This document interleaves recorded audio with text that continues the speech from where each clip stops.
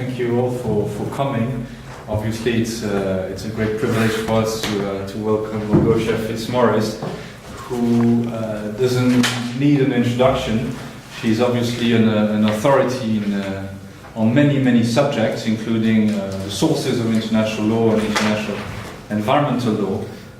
There's so many books and articles that I wish to mention, but I can't help mentioning your forthcoming book on the law of treaties, which I know will become a reference book on the topic.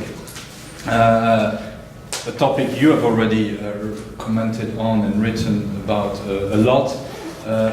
Last year or the year before, you had a book on the protection of whales and whaling. You actually had two books, one monograph and one edited collections. So there are just so many things. You're editor-in-chief of the International Community Law Review. You're visiting professor in many universities, and I mentioned Kobe in Japan, which you visit every year, but also in La Sorbonne and so on. So I could go on and on and on. Just to say, it's a pleasure to have you today. You'll be speaking about one of your favorite topic, the consent to be bound by a treaty, which is obviously a topic which students have been passionately studying this last month in Manchester. They've already been examined on that topic, but I'm sure that we will refresh their memory, and you will provide obviously new insight. Malgosia, thank you so much for being here. And so you have the floor. You'll be speaking for about 30 minutes. 30 minutes. Yeah. And that leaves us with ample time for discussion. Thank you so much. Well, I would like to thank both of you for inviting me. It's also for me a great pleasure to be here, as we also share research interests, very much so in classical international law. I somewhat do research. I know a bit about law of treaties, and my seminar today, presentation, will be linked to the forthcoming book, which will be published in series, which is edited by Jean. I would like to say that the law of treaties always has the reputation of being very boring, totally uninteresting from a research point of view, and somewhat staid. But I would like to say that I don't share these views, and as probably I will evidence in this evening, that the law of treaties still has many issues which are waiting to be solved, which are unresolved from theoretical point of view, which are practical as well. So I think that for international lawyer, this combination of practice and theory is extremely interesting and somewhat raising research in my view. So this evening I'm going to talk about consent to be bound, but also related to amendment of a treaty, which in a way is also consent to be bound.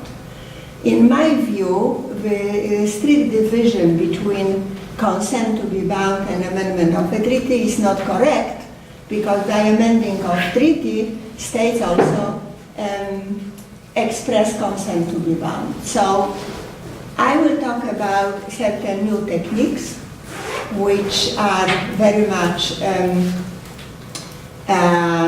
applied by states, but also some theoretical questions which are related to this very much practical issues. Let's start with classical approaches to consent to be bound, but also to amendment of the treaty. I prepared few slides because I will give articles of the Vienna Convention, so it will be easier to visualize what I'm saying, although preparing, slides is not exactly what I always do. Okay, so Vienna Convention on the Law of Treaties, Articles 11 to 17, contains consent to be bound techniques. So this ways of consent to be bound contained in these articles cause no problem. They are part of customary international law, and there is really no discussion that states follow these articles. I would like, on the occasion of talking about it, I would like to remind that, in fact, the Vienna Convention was conceived as a residual source of the techniques of the law of treaties. However, and states are completely free to choose any other way in relation to the law of treaties. But it acquired, it is customary international law, no doubt, and it acquired almost an iconic dimension. So states follow the provisions of the Vienna Convention, and whenever it is a slight deviation, it always causes some problems. But it shouldn't be so. Vienna Convention is just this background that states can use, but they don't have to use it, even if it is customary international law. Maybe it sounds really against what everybody is saying, but it is my personal view that deviation that states can contract out from the Vienna Convention, like they can contract out from norm of customary international law. So, Article 11 of the Vienna Convention, it lists all the classical ways of consent to be bound, and as you can see, I put in bold any other means if so agreed. So even the International Law Commission, when they were working on a draft of the VCLT, they already gave a very large, broad leeway for states to actually organize their consent to be bound the way they wanted. Obviously, the treaties, as we see them now, they usually contain the classical means of consent to be bound, so signature, exchange of instruments constituting a treaty, ratification, acceptance, approval, or accession. And then we have Article 39, which is General Rule of Amendment. So, and Article 40. So in relation to this article, we have to remember that through amendment of a treaty, states create various layers of consent to be bound, because now all amendments are accepted by all treaties. And this is where the problems start, that for some states, treaty binds as it was originally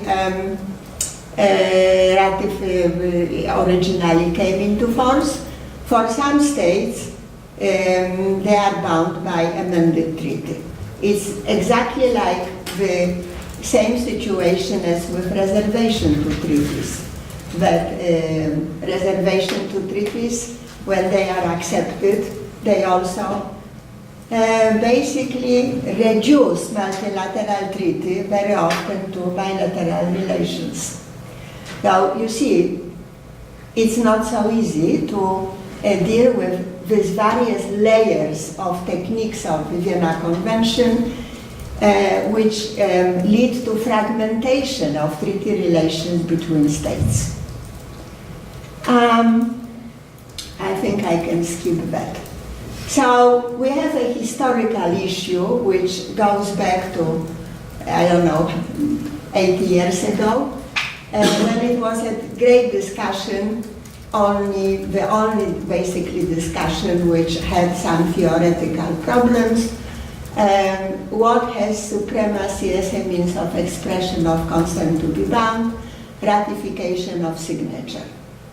Of course, we have to understand that these days, this is a purely historical discussion, because all treaties have very precisely drafted provisions, rubrics on how how expression of consent to be bound is included in there, how treaty enters into force, in order to avoid this kind of discussion. So this is simply of historical value.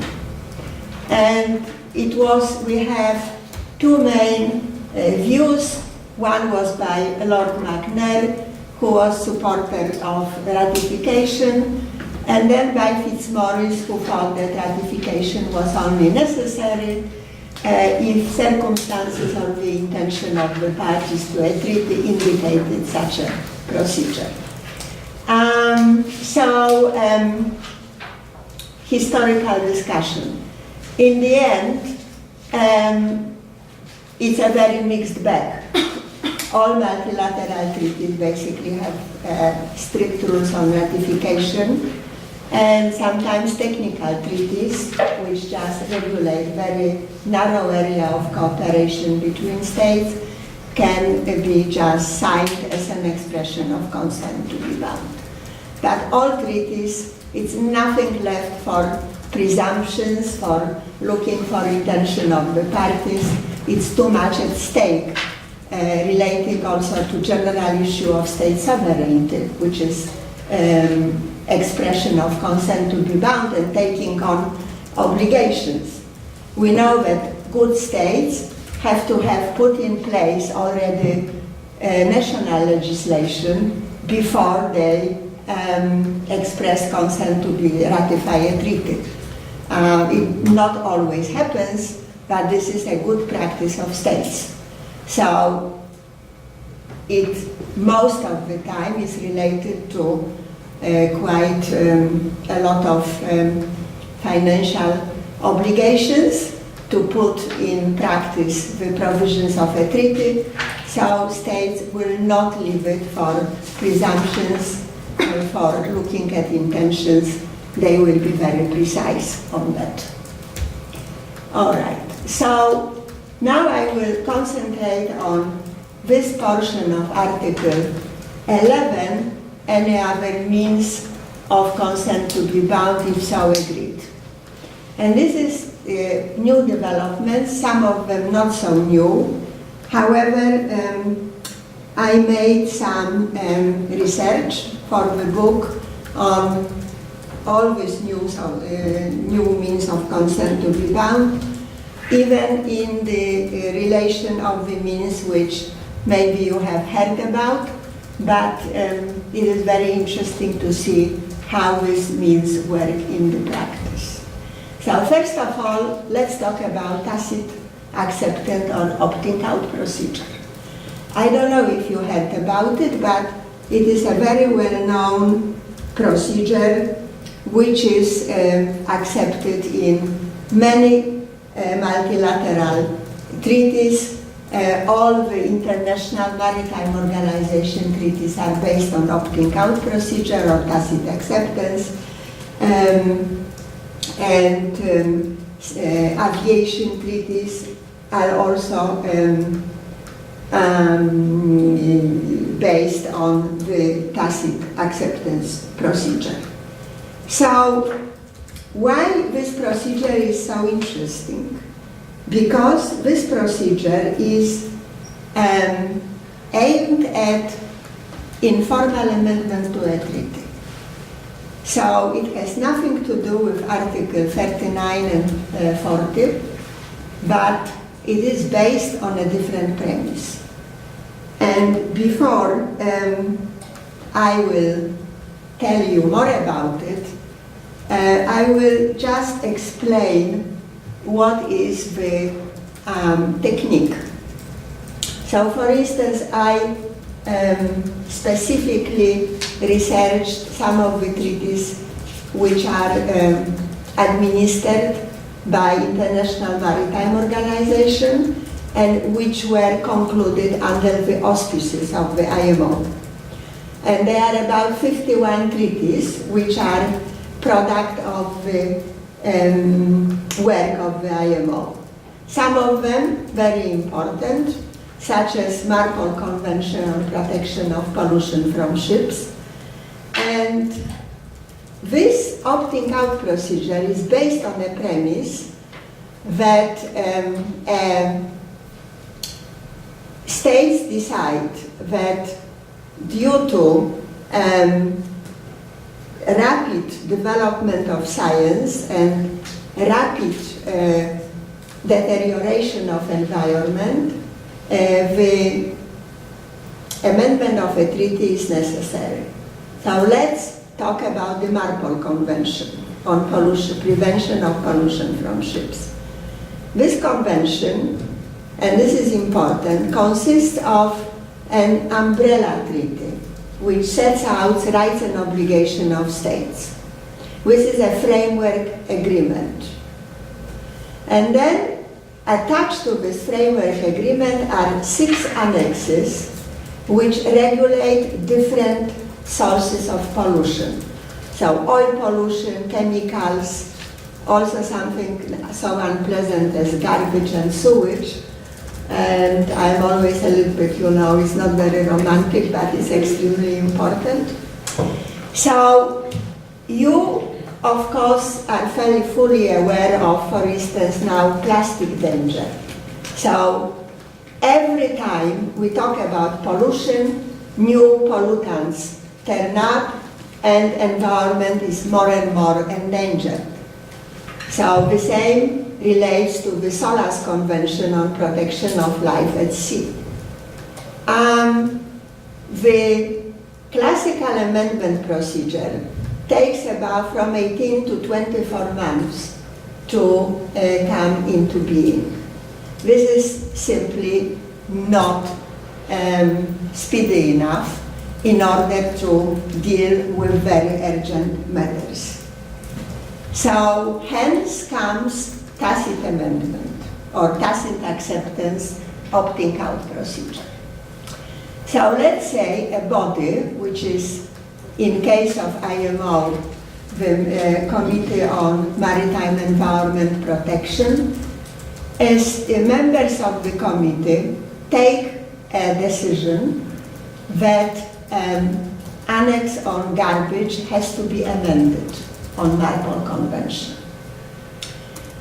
If we go through classical amendment procedure, enshrined also there is in Marpol as set out in the Vienna Convention, it would take up to 2 years to introduce these amendments.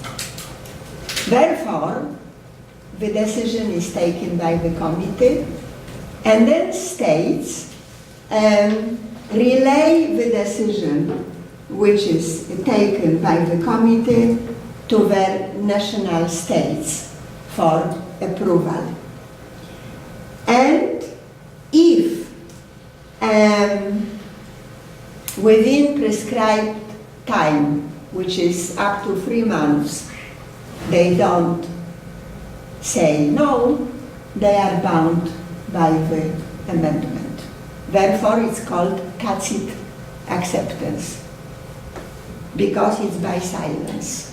So this is different from traditional acceptance amendment procedure, which is a proactive procedure. Yes? States have to state proactively that we agree to this amendment. In relation to tacit amendment, by silence, states are bound by the amendment. Is it clear so far? Please, I encourage everybody to ask questions while I talk, because it's always easier than to go back, if you don't mind. Okay? So this is the not exactly classical way of amending a treaty. So the question now can be posed when the obligation of a state is triggered. by adopting a resolution or by silence? What do you think? When the states are obligated by this amendment, when they take up the adopt resolution or by not saying anything? What do you think? At the expiration of the 3 months, perhaps. Yeah. It seemed to me like the obvious point at which they were bound. Can you expand on it? Oh, sorry. You were mentioning that. So when the committee decides upon the amendment, yes. So there's a 3-month grace period in which so taking up the resolution or silence. When the period of silence is concluded. I agree. Very good. So silence is the moment of taking on obligation. The silence. I think I like it. It has somewhat romantic even connotation to it, the silence. But it was sort of analyzed by one of the authors. It's a very good new book published by Pergantis in Greece, and he actually said that he posed this question and then answered that it is definitely silence. So now, I said that this is, from practical reasons, amendment to a treaty, which purpose is to speed up amendment procedure, yes? As in contrast with classical procedures. So the idea was that it's not subject internally through parliamentary amendment, because this is like consent to be bound to a treaty. It has to go through parliament to be approved, but probably by the organ which is in charge of, let's say, Marpol Convention and Solas Convention. However, when I did in-depth research, turned out that it's not so in many states. In many, yes, in many not. I am Polish, so in my state of origin, in fact, Polish government did not understand, or the Foreign Office, what is the procedure of tacit acceptance. They didn't say anything because they thought tacit acceptance means also proactive acceptance. And suddenly, Polish government was faced with massive number of amendments to all the annexes of Marpol Convention, which are incredibly putting incredible financial burden on a state, because it means new equipment of a ship, totally new technology in many ways. So what happened was that Polish Parliament decided that they have to approve it as it would be a classical amendment. So they took en bloc all the amendments to Marpol Convention, and the Polish Parliament, which is called Sejm, went through parliamentary procedure exactly as if we did in relation to classical amendment. So it took 2 years, but now it's a simplified procedure that Council of Ministers approves. So it's correct. In Croatia, it was, for instance, correct from the beginning, and the relevant minister took decision about accepting or rejecting amendments to Marpol Convention. So as you can see, this is a very interesting procedure. And from theoretical point of view, there were several views. What is this opting out procedure? How can we relate opting out procedure to classical sources of international law, but also maybe law of international organizations? So first of all,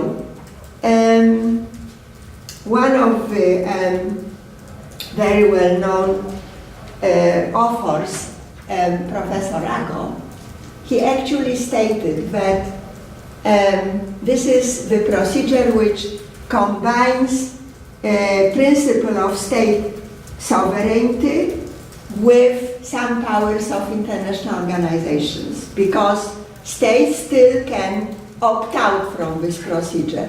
It's not something which would be imposed on a state without the facility of opting out. So, if we look at the legal character from the point of view of sources of international law, famous Polish professor Skubiszewski was of the view that it is probably somewhat a new treaty, which is secondary treaty, which is adopted by states. Another view was that actually we should look into law of international organizations, i.e. treated as an independent act of international organization, exemplifying the independent will of international organizations. But then there are views of practitioners like Anthony Ost, who was a practitioner who did law of treaties, and he was actually even taking this as a bit of a joke, with all this analytical approach, what it is. He said this is just a technicality which has as a purpose speeding up procedure of amendment to a treaty and nothing but. I disagree with it, and I think that it's still it's worth looking whether it's actually a treaty or it belongs to the realm of acts of international organizations. However, if we look at it from the practical point of view, I would like to just read out to you a paragraph from the IMO explanations what is tacit acceptance, and they have very practical view, similar to Anthony Ost. So if you leave aside all the problems related to theories of tacit acceptance, they said as follows. Tacit acceptance is now incorporated into most of the IMO's technical conventions. It facilitates quick and simple modification of the conventions to keep pace with the rapidly evolving technology in shipping world. Without tacit acceptance, it would have proved impossible to keep conventions up to date, and IMO's role as the international forum for technical issues involving shipping would have been placed in jeopardy.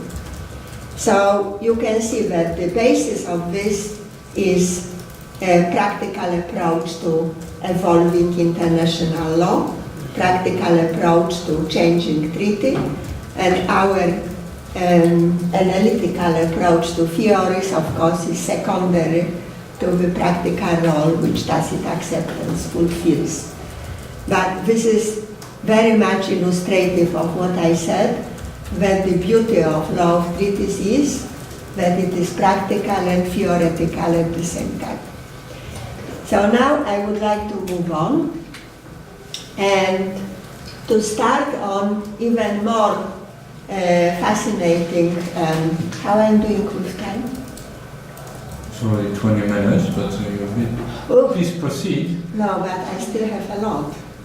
So I will speed up a bit. Sorry about that. So the most fascinating development in the law of treaties is now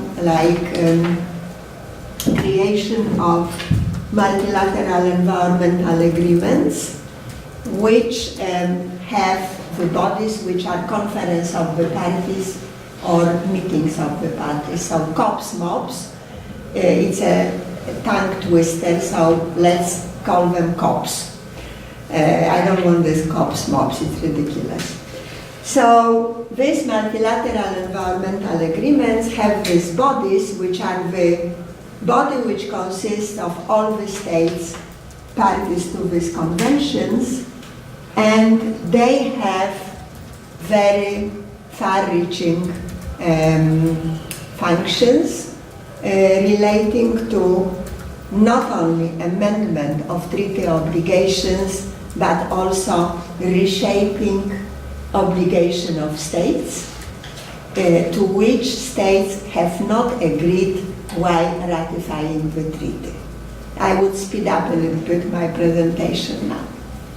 So, in 2000, a very important article was published in American Journal of International Law by Professors Ulston and Churchill, where they called this autonomous institutional arrangements.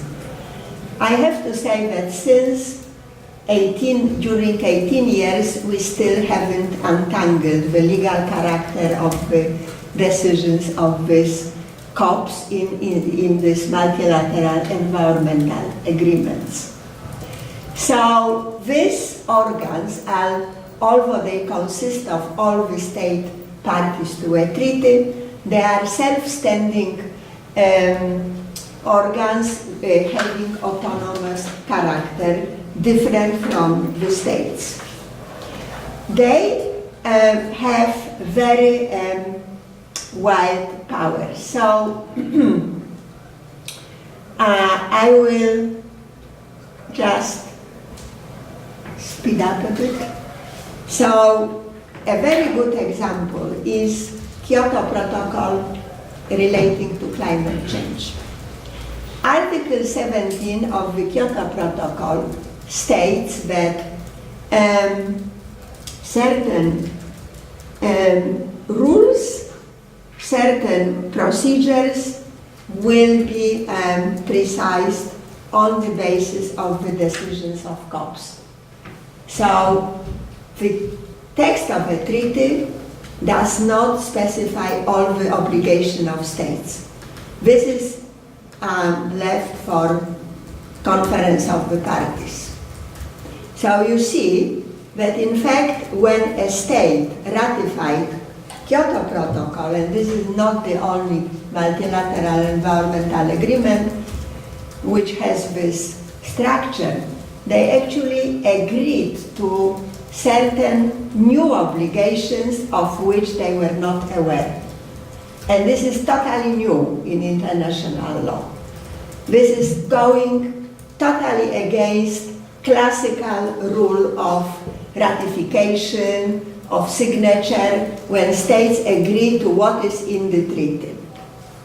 So this kind of actions of conferences of the parties, they actually prompted three theories relating to the character of their decisions. So theories which accord binding force of these decisions to intention of the parties. So intention of the parties that they actually intended from the beginning, in a very broad sense, they agreed to this very broad functions of COP. Then theories which are called de facto legislation. De facto legislation, and it was Professor Jutta Brunet who came up with this theory, that is a soft lawmaking de facto theory. And then theories which really look at the law of international organizations outside the realm of the treaty. So, Professor Wolfstein looked at the rules in Article 17, which enabled COP of Kyoto Protocol, and said because it is word rule included, it is probably binding what COPs decide. However, I did research, and states really treat a lot of, let's say, legislative powers of Conference of the Parties as political guidelines, not as binding rules according to Professor Wolfstein. Now, I would like to say that, again, it's not in all the treaties. There are other examples of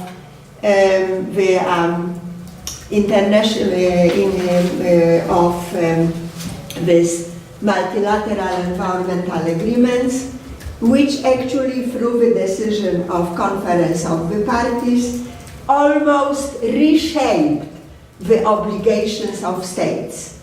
So, for instance, in Berne Convention on European wildlife in natural habitat, they actually precise what is Article 4, Paragraph 1, what states have to take in relation to conservation requirements.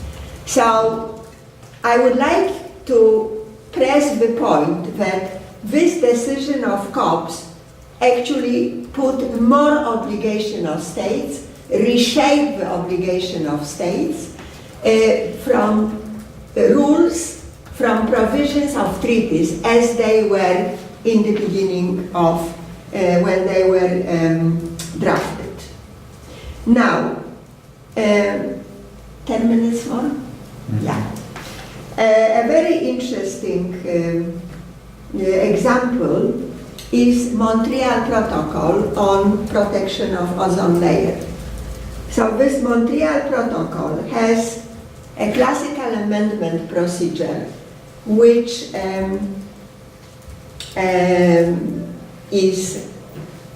states have to adopt when they, for instance, accept new substances which have to be added, the substances which deplete ozone layer.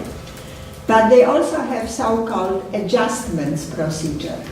And under this adjustment procedure, states can take the Conference of the Parties of the Montreal Protocol can actually take a decision of changing timetable for phasing out of certain substances, which is a very important area. And according to the provision of Montreal Protocol, in case consensus is not reached, which is the basic way of adopting, majority decision binds minority. This is a very unusual, as you know, in international law solution. Now, I would also like to say that a very important a very important role which is played by COPs is setting up of so-called non-compliance procedures. And this is based on, in most of the cases, on so-called enabling clauses in the treaty, but sometimes without, like in case of Basel Convention on waste. So the first such a procedure was adopted on the basis of Montreal Protocol by the decision of COP. And this is a procedure which is totally different from settlement of dispute, but it is triggered off when a state might be or is already in non-compliance with treaty, and a state itself can report itself, or any other state, or the Secretariat. But what is so important that one of the remedies is suspension in rights and obligations and rights of a party to a treaty. So this is the most pronounced in Kyoto Protocol, which facultative branch of this non-compliance committee could actually suspend a state, and it was the case of Greece, in all the flexibility mechanisms of Kyoto, which are the basis of the Kyoto Protocol functioning, such as emission trading. So this is very far-reaching, and it was set out on the basis of the decision of Conference of the Parties. Therefore, for many years, Saudi Arabia was protesting against it, every year saying it should have been done on the basis of the amendment to the treaty. Yeah? So the convention, for instance, on trade in endangered species in fauna and flora, CITES convention, it also has a non-compliance procedure, and in cases of frequent and grave violations of trade provisions, there were about 40 cases of suspension of trade benefits under CITES for states which violated the convention. And this is all based on the decision of Conference of the Parties. Yeah? So this is amending the provisions of a treaty without a classical amendment. So in my view, this is a very fascinating development in international law, not very well known, but practical. It's almost all multilateral environmental agreements have these facilities, and of course it raises question of legitimacy. But I think I stop here because I already talked too much, and we can maybe discuss it. I don't know what maybe you can trigger off a discussion, I don't know. Thank you very much for your attention.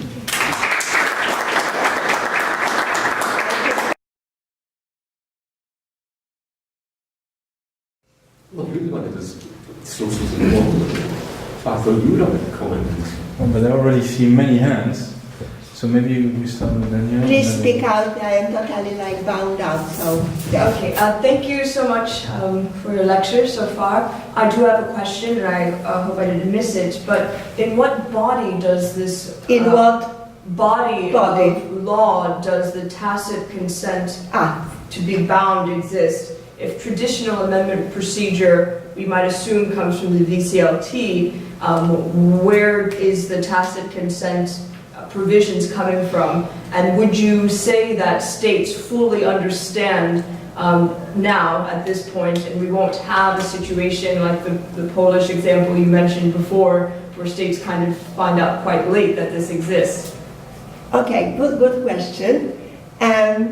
Let me go back to what I said in the beginning of the residual character of the Vienna Convention and Article 11, which has any other means so agreed.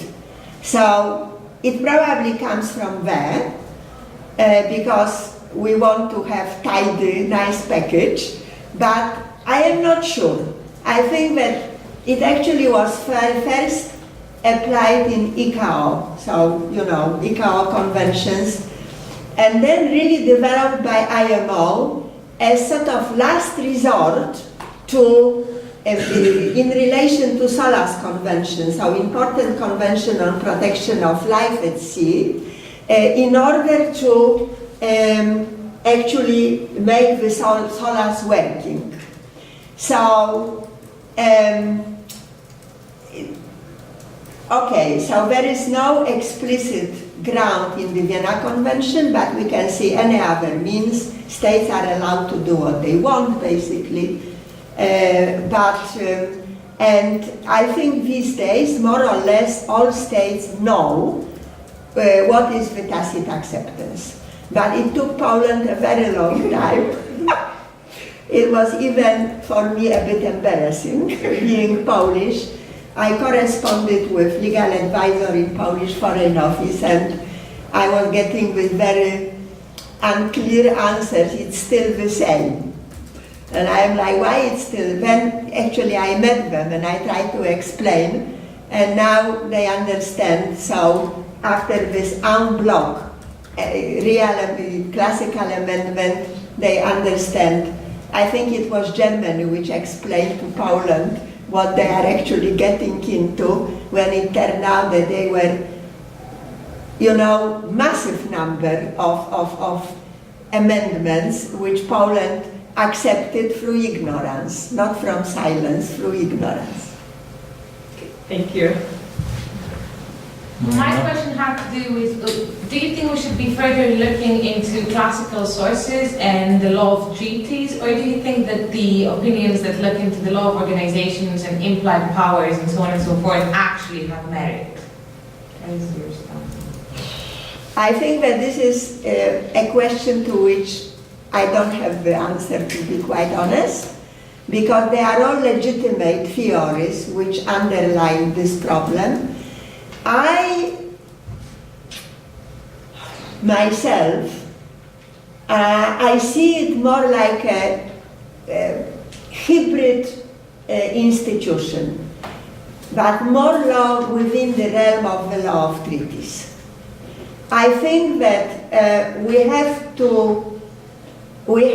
first layer of the treaty, which is the, let's call it a mother treaty, which is the text of the treaty, and then through, like, let's say, Article 17 of the Kyoto Protocol, states agree to enter into secondary treaty, which is done in abbreviated, modified form through decision of conference of the parties. I think that it is more like, in my view, law of treaties, but of course there is a strong element of independent will of cops, mobs, and it's another problem which I didn't raise, but what is the real character of this conference of the parties? It is definitely not an international organization. Professor Nolte, when he was in his work on subsequent practice, he said that this is something between some kind of institutional arrangement, but also maybe diplomatic conference. So this is also not quite clear. And I think I have here a citation even from Nolte, who said, COPs are more or less periodical settings which are open to all parties of a treaty. As such, they can be seen as the continuing common venue of the parties of a treaty, where authoritative interpretations in terms of the VCLT can take place. COPs represent a vehicle for the continuing and evolving expression of the will of the parties, allowing for concretization and adaptation of treaty provisions over time. So of course I don't want to make any more confusion, but this is very confusing, because surely we can also talk about evolutionary interpretation of treaties, which can be also somewhat touched upon. And also, Nolte says that this procedure can be termed as also a subsequent practice with formal amendment procedure. So, subsequent practice, evolutionary interpretation, it's a very unclear, really, character of this decision. Therefore, I cannot give a very clear-cut answer to it, I think. Yeah. My question really leads on from your response to the last when you're mentioning Nolte and the work on subsequent agreements and subsequent practice. It seems to me that you sort of framed the presentation as law of treaties and the sort of practice which deviates from the law of the treaties. But I'm curious how much you can fit these practices into the informal amendment parts of the law of treaties. Yeah. You were getting close to an answer. Well, Nolte even said on the basis, he actually has no also clear-cut view. He says that in some instances, and again, it's a long story, it can even be like subsequent agreement, which you mentioned. And he gives the example of London Convention on the against dumping, dumping at sea, where it was a resolution of parties to this treaty on actually broadening the definition of what is dumping and stretching this definition to also dumping of nuclear waste of low grade and medium grade. And then on the basis of this, the consultative parties of the agreement, which is Conference of the Parties, adopted an amendment to the treaty. So he said that the resolution could be called the subsequent agreement, but it really cannot be because it was later adopted on the basis of amendment, but at least it was the basis for this amendment. So he is also very vague, and we have to also take into consideration that he is extremely adamant that subsequent agreement is really non-binding, yes? Non-binding on parties of a treaty. But I must say that reading his various approaches is quite confusing because he is very sort of fluctuating between subsequent practice and subsequent agreement. And it all belongs to treaty interpretation. So basically, all this, what he writes about possibility of this being subsequent agreement or practice, we have to look at it within the context of Article 31 and the context of a treaty. So this is another area which I and my co-author of the book, Professor Mercouris, we are also writing about that. So, but it's a different area a bit. It's all incredibly complicated. Yeah. If you want to be theoretical. Yeah. As slight follow-up question about whether you think it's useful to distinguish between, towards the end you were talking about how these are techniques of interpretation. Do you think it's useful to distinguish between techniques of interpretation and techniques of creating new obligations here? Or do you think that's helpful? I am now, it's from the point of view of NOLPE, yes? Okay, yeah. Because obviously subsequent practice and subsequent agreement is within the technique of treaty interpretation. So if we look at the structure of Article 31, it is the context of the treaty, yeah? So particular elements of the context. He's only, I mean, obviously from his point of view of this ILC project, which is starting to... And your point of view, because the line is very thin, and when we get to subsequent practice, the line between law making and law interpretation is and evolutionary interpretation, as evidenced by navigational rights case. I don't think it's evolution. I mean, again, let's start what is how we define evolutionary interpretation. Do we define it as based on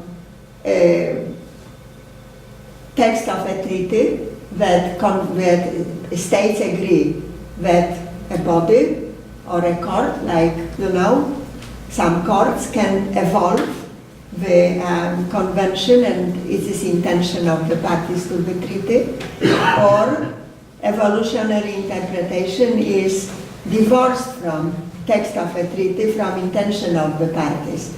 The European Court of Human Rights is both, I think. In a way, some of the articles they evolve are, well, it's a bit stretched. I mean, Fitzmaurice was of the view that it lacking legitimacy, European Court of Human Rights, because it was never intention of the parties to give the court the power to develop, evolve, to apply evolutionary interpretation.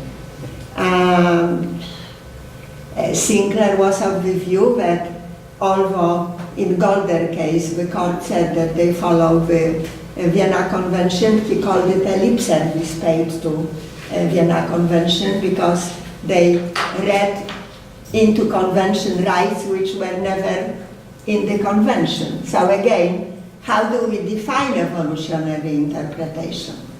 I think that I have a problem with it a bit, that when a treaty gives a clear basis for a body or a judicial body to precise or evolve certain provisions, is it evolutionary interpretation? I am not sure, or just secondary lawmaking. I am not sure. And it's all in my head buzzing, but I'm not really sure what it is exactly. Or is it subsequent practice? I don't think it's actually subsequent practice as well. Subsequent practice is always, for me, an idea that states start applying convention in certain way which was not foreseen by the provisions of the convention, like in although in non-navigational uses this commercial was a problem. What is commercial, right? And some of the judges were of the view that it wasn't an evolutionary interpretation but subsequent practice. So I think in this the lines are so fine that it's very difficult to give a very straight and binding answer in my view. Well, it would be wonderful to have to organize a debate between you and Georg Nolte on this. That would be very lively. Once. He wasn't happy. and he likes debates, actually. Yeah, he would be. I may have a quick question, actually, as always, taking a bit of a step back. Well, not only because actually your knowledge of the law of treaties is very humbling. I don't know whether I will ever dare to teach the law of treaties after listening to you, and it's quite impressive. But actually, my question pertains to these articles 11, 11, 17. Yeah. So that part of the convention. Listening to all the controversies regarding these provisions, and maybe the same holds for 39 and 40, I come to wonder whether we actually needed these provisions. So there was a whole debate about the provisions on interpretation. And we know that some special rapporteur, while Doc said we don't need rules on interpretation. Couldn't we have the same debate about 1170s? I mean, maybe we only needed 11, some sort of a generic provision listing the way to express consent to be bound, and that's it. So what's your position? Because maybe this is all unnecessary. I think I tend to agree with you. I think that some of the provisions, I mean, but if you look when the ILC started to work on it in 1949, I think, they basically tried to put everything in the convention which was known to them from state practice and judicial practice. And some of the provisions required very careful drafting because they were unclear at the time of the drafting of the VCLT. But now, first of all, it's so well established. Secondly, as I hope evidence today states, have new practices in place. I really don't think it is so, it shouldn't be there. I even say something sacrilege. I don't think that provisions on treaty interpretation we need actually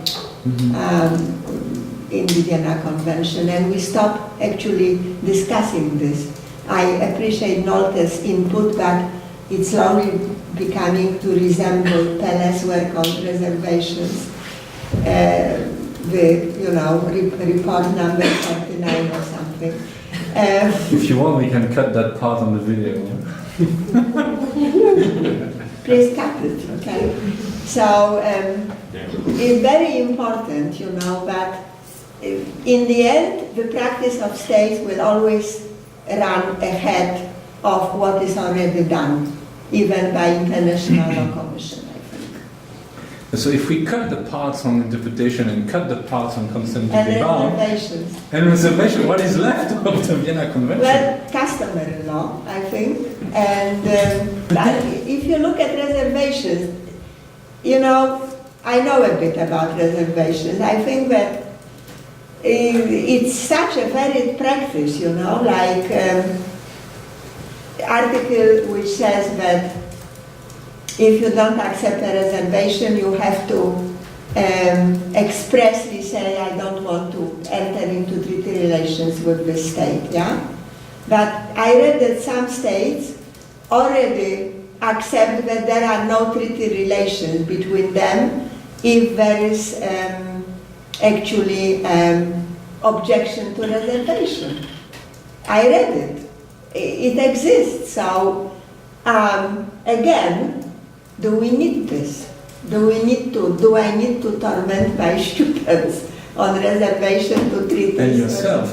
And myself, exactly. But then a follow-up question, given that this is so barely prescriptive, and the same holds for the rules on interpretation, can we even say that there is customary law there? I mean, there's little prescription, it's just indicative of the possible behaviors of possible ways in which consent to be bound is expressed. So is that really custom? There is no prescription in the first place. I think very general, like Article 11, the means of consent to be bound, they are, I think, customary law. But there's no obligation there. Yeah. It's just a list of, like, Just the sky. a list, exactly, but what's in it? Exactly. What do you think? Yeah. Does there need to be an obligation in a customary law? Well, continental shelf, equidistance was deemed not custom because there is no prescription. Exactly. Prescription is the premise of the whole debate, and if there is no prescription, what's the point of even discussing whether it's custom?